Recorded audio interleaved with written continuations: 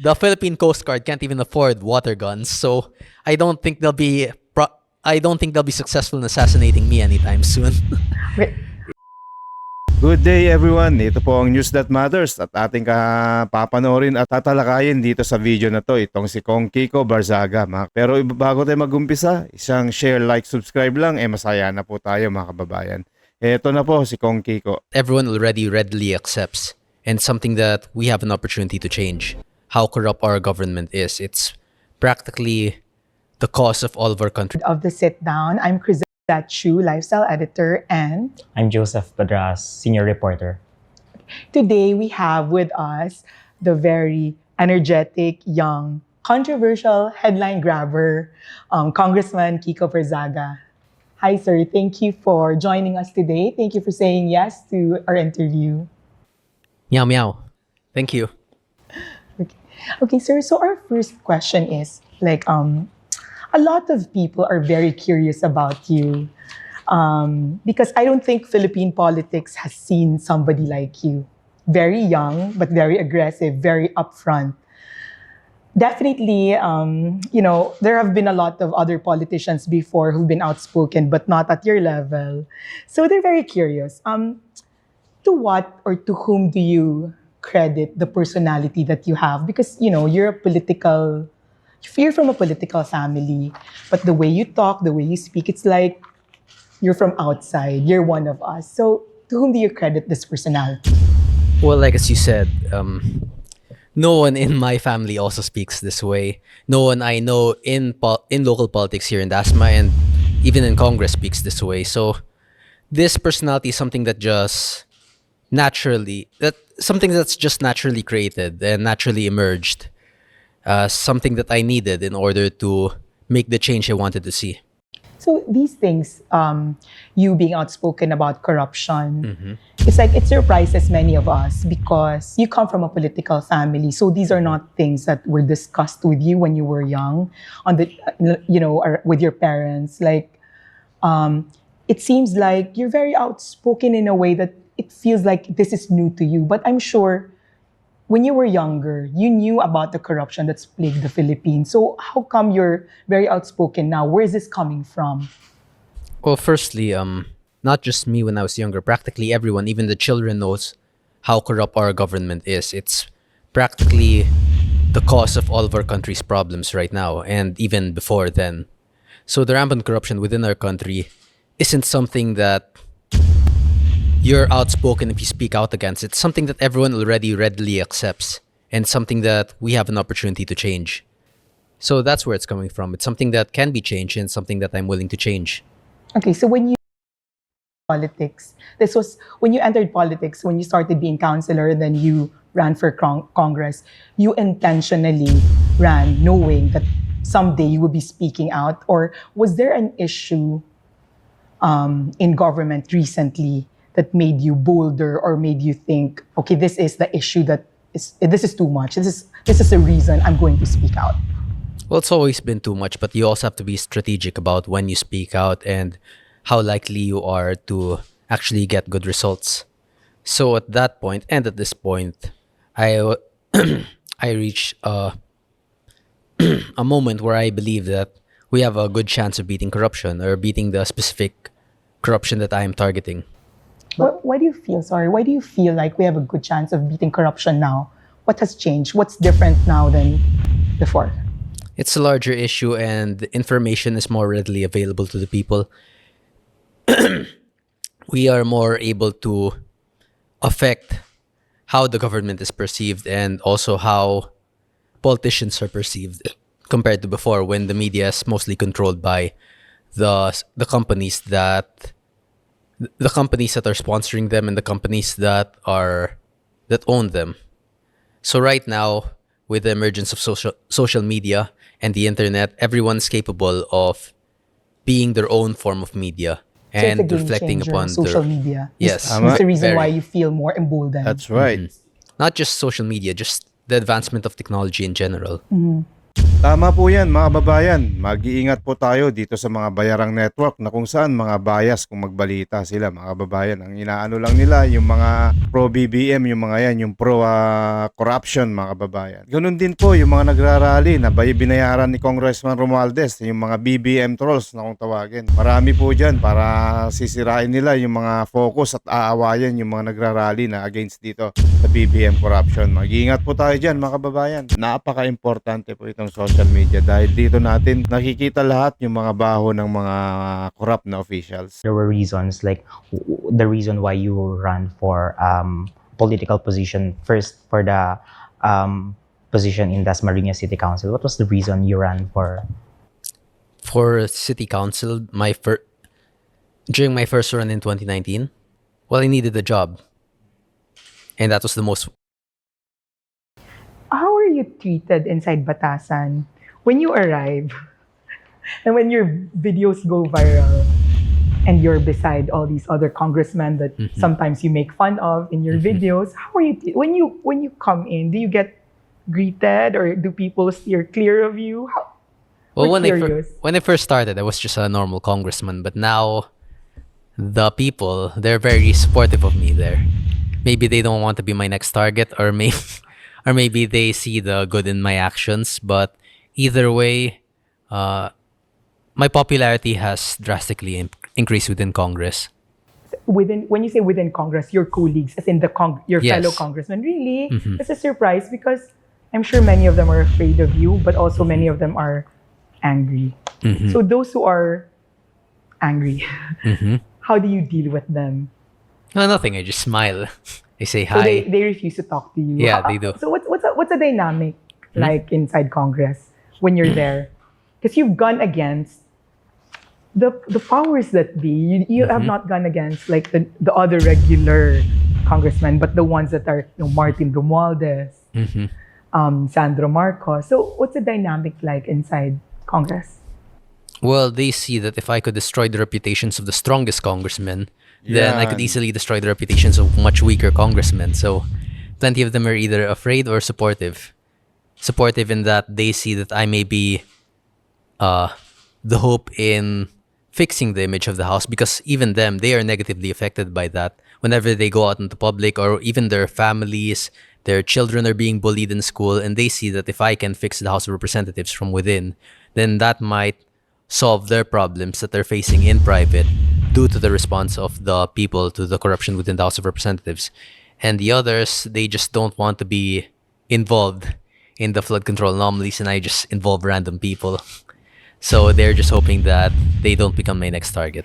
Sir, how do you assess Talagang maraming naiinis kay Kong Kiko sa House of Representatives mga kababayan kasi kapag nandyan siya talagang napaka-proactive niya tsaka parang ang lakas niya mang-asar. Kasi nga naman kung talagang maaasar ka, it means to say you're guilty for the corruption mga kababayan. Kaya ganyan si Kong Kiko. Kapag pikon ka, it means guilty ka. Tumatanggap ka ng kickback. Obvious. your behavior inside the House of Representatives? I mean, considering there's an ethics complaint against you. Well, I'm still clear of any theft of the people's money, so that's the best part. But how do you assess it yourself? What do you mean? How do you assess yourself? Do you believe you have an unruly behavior inside the House of Representatives, sir? Well, if there is an unruly behavior, then, or unruly or disruptive behavior, then that would still be good. If anything, that would be better, since if the House is stealing from the people, then disrupting that theft is an act of good. See yourself in, like, how is your outspokenness going to change things? Well, whether or not it changes things, I would still find some form of success either way. Because firstly, if it were to change, then that would be good for the Filipino people. But if it were not to change and the corruption becomes worse, then it will show what kind of people are within Congress itself. It will increase the people's anger. We can build a society that's openly hostile to politicians. And that in and of itself is also a victory. Imagine their children being ostracized in school. Imagine their families being ashamed to go out in public. That is a good step for society. If we are to create a Philippine society which is openly against not just corrupt politicians, but also their families, their children's, something that's openly hostile to evil. So you're saying you have nothing to lose by doing this because if it doesn't change anything, at least people will see the congressman for who they really are. And if you being very passionate about this, being very aggressive about this, changes things, then you're still this is still going to be a win for you. That's what you're saying. So you have nothing to lose by being very outspoken and aggressive. Well, yes, I wouldn't have done this if there was any possibility of defeat.